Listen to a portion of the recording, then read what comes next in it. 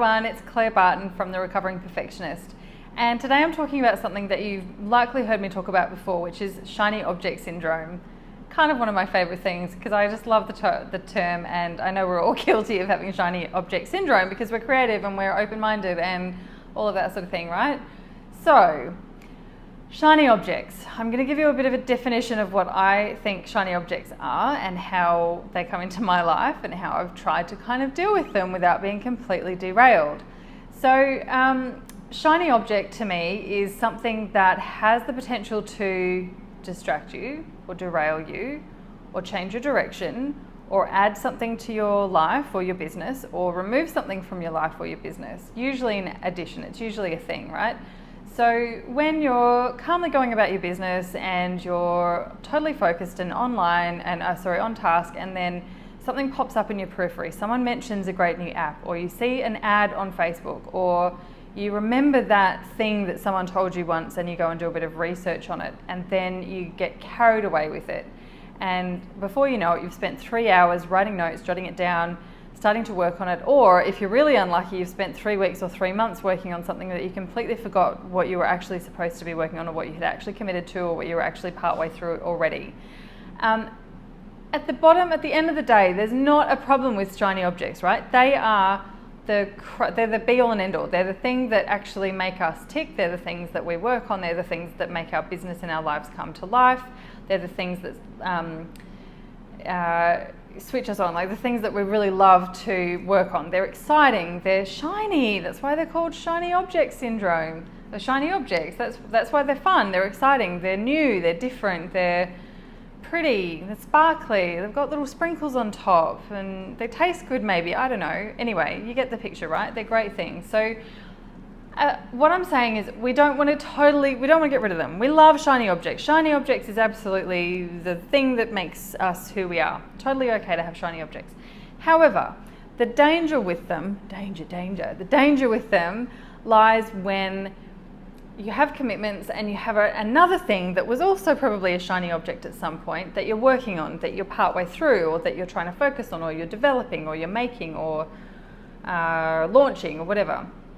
And then what happens is these shiny objects come into our periphery and we think, yep, I see you, yeah, okay, cool, I know you're there. And then you take a little bit more time and you take a little bit more time, and then all of a sudden you're completely devoted to that thing. And the beautiful other thing that you were working on that was also really important to you and your business and your goals and your alignment, your purpose, doesn't get done anymore, and it doesn't get the love and attention. Anyway, we won't talk about that too much. What I would suggest with shiny objects is this. Be open to them, totally be open to them. Keep letting them come in, keep the space for them to come in, keep open-minded so that the universe can give you these things, or people can give you these things, or whatever. But have a plan to capture them and then come back to them at a better time, at a time that's not going to totally derail you, not going to totally derail you. I'm all for distractions. I'm the most distractible person. It's like that quote that says something like, if I had $1 for every time I got distracted, oh, there's an ice cream truck going by. That sort of thing. That's totally me, so I totally get where you're coming from. So my suggestion is, when those sort of things pop up, is to have some sort of system, and set it up now, set it up today, so that next time it happens, there's a place for you to go and put that shiny object. It's not a Christmas tree, it's a different thing, right? So there's two different suggestions that I'm going to make. The first one, and there's one in my planner, not a plug, just saying there's one in my planner because this is a really important thing for me, is to be able to write down what the shiny object is, right? What's the idea? What's this thing that's come into your head? Is it a book you want to write? Is it a new course you want to do? Is it a renovation you need to do on your house, or whatever it is? Write down what the thing is. The next most important thing to write down is why you're excited about it. Where's the idea come from? Why have you taken the time to give it time? Why have you taken the time to give it some space? What's really lighting you up about it? Why does it really float your boat? Why is it there? And what do you think could come out of it? Then if you've got any other detail, if you've already mapped out your 12 chapters of your book, or your 8-week course, or exactly where the pot plants are going to go when you do your garden renovations or something like that, put as much detail as you can. Give yourself a good 10 minutes, 15 minutes, half an hour, whatever it takes to really give it the space and give it the time and the energy and the thought that it needs to kind of form it up a little bit. You don't have to come up with all the answers, but almost like a stream of consciousness writing or something. Just get all of it down somewhere. And then put a date somewhere, right? Put a date on that piece of, with that thing, but also go back and put it in your calendar. Put it in your calendar for 2 weeks away, or a week away, or a month away, when you've got some more time to actually come back and discover if it's going to be worth your while and if it's something that you're still going to be excited about.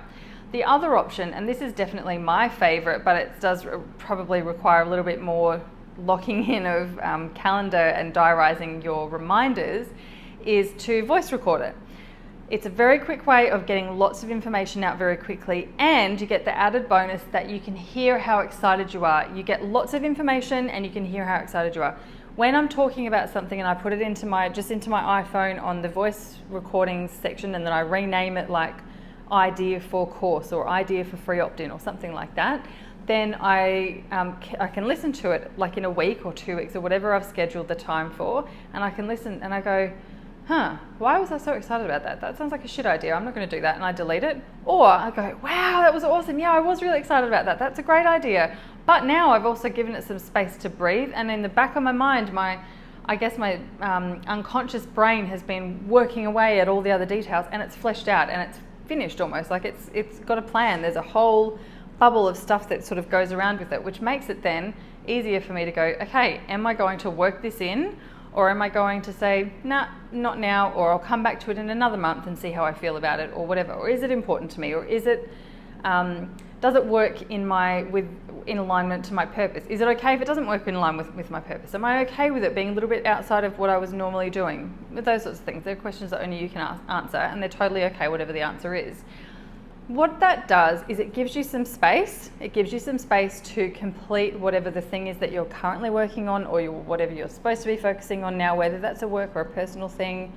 And it gives you a safety net and the comfort to know that even if, if you haven't spent time on something that was going to be a waste of time, and when you've given some time and space to record it, either on paper or in a voice recording, your mind can let it go because you've got it, you've captured it somewhere, right? So I think I did a thing about a year ago, a recording of some sort called "Put Your Shiny Objects in a Cage," and that's what it is. We're not going to keep them there forever. We're just looking after them until they've kind of grown their wings a little bit, and we can either let them go or we can move them to a bigger cage. And it's a bad analogy. You know what I mean?